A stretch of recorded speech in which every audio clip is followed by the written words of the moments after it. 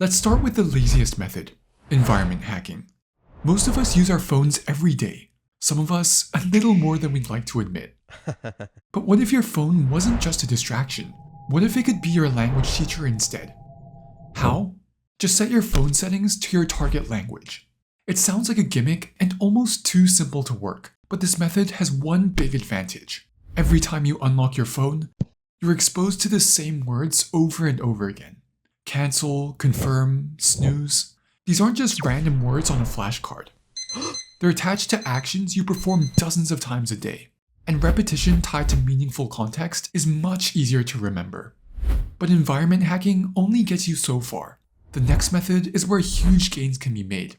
You know that language learner who swears they never study? They claim to have never opened a grammar book and they're seemingly allergic to flashcards. Yet somehow, they're understanding content that you still need subtitles for. While you might be convinced that they're secretly pulling all-nighters, the truth is, they might not be. They're probably just consuming more of the language than you are. For example, they're watching Netflix in the evening just like you, but instead of rewatching their favorite show for the 8th time, they're watching a non-dubbed anime. And they don't stop there. Every time they do the dishes, drive to work, or cosplay as a healthy person, they're listening to a podcast in their target language. In other words, they're not scheduling traditional study sessions. They're simply replacing their native language with Japanese, or Spanish, or Klingon. The reason this works is simple. TV shows, films, podcasts, YouTube videos, they all give you a window into how people actually communicate in the language. That means words and phrases come packaged with a clear situation, emotion, and purpose, which is exactly the kind of meaningful exposure that sticks. So the next time you instinctively open up YouTube or Netflix, don't feel guilty. Instead, grab some popcorn and watch something in your target language. Ideally something you can mostly understand and without subtitles in your native language. But if everything you want to watch still feels too challenging and you're not exactly desperate to binge Peppa Pig, there's another method worth trying. Reading. But not just any kind of reading, extensive reading. The idea is pretty straightforward. Instead of forcing yourself through books that are way above your level, read books that are written specifically for language learners. These are called graded readers, and they're extremely effective for one simple reason. They're easy enough to fully immerse you in the story, but still contain just enough unfamiliar words to gently challenge you. Why is that important? Well, when you already understand most of the text, you can infer the meaning of words you don't know from the surrounding context. If the text is too difficult, on the other hand, you'll end up reading the dictionary instead. Over time, extensive reading doesn't just build your vocabulary, it helps you internalize patterns that grammar books spend hundreds of pages trying to explain. If you want, you can even take this method one step further by reading the text out loud.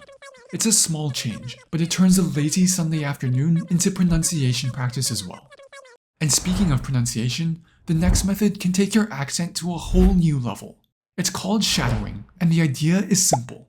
Listen to a native speaker and repeat exactly what they say with a half-second delay.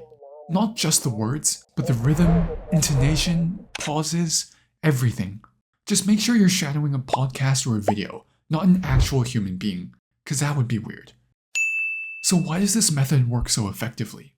Well, when you're learning a language, speaking can take a lot of conscious effort. After all, you're trying to build sentences from scratch and pronounce them correctly, both at the same time. That's where shadowing comes in. It takes one of those jobs off your plate. Eventually, the more you shadow, the easier it becomes to use those same sounds and phrases in real conversations. The best part is that you can shadow literally anywhere, while you're walking, lying in bed, or sitting on the toilet. The next step is learning to express your own thoughts, and that's where self-talk comes in. Self-talk is exactly what it sounds like. You just talk to yourself in the language you're learning. But if you're in public and would rather not look like you're losing your mind, in your head works too, just not as effectively. If you're not sure where to start, just narrate whatever you're doing or thinking. I'm peeling a banana. Now I'm eating the banana. What if I am the banana? It'll feel awkward at first, but here's why this method works. Watching Netflix helps you understand someone else's sentences. Shadowing gets you to repeat them. But self-talk is the first time you have to create your own. And that's where real fluency starts to develop. At first, it'll feel painfully slow. You'll get stuck, you'll forget words, You'll probably have to cheat and use Google Translate mid-sentence, but that's completely fine. In fact, that's kind of the point. Every time you get stuck, you discover another gap in your knowledge, and once you've filled it, it's less likely you'll get stuck there again, which means eventually, your sentences will become faster, smoother, and more automatic. Still, talking to yourself can only get you so far, which brings us to the final method, language exchange. The concept is simple. Find someone who's a native speaker of the language you're learning who also happens to be learning your native language. Fortunately, that's easier than it sounds. There are plenty of free language exchange apps and websites that do exactly that. Once you've found someone, schedule a 1-hour call and split the time right down the middle. 30 minutes in your language, 30 minutes in theirs. No one pays a cent, and everyone improves. Except, it's not that simple. Your language exchange partner isn't your personal language teacher, which means they'll often let your mistakes slide to be polite. But the truth is, those mistakes will be much harder to correct down the line. So make sure you tell your partner exactly what you want, whether that's correcting every mistake, only focusing on pronunciation, or simply flagging anything that sounds unnatural. And don't get discouraged if your partner isn't the right fit.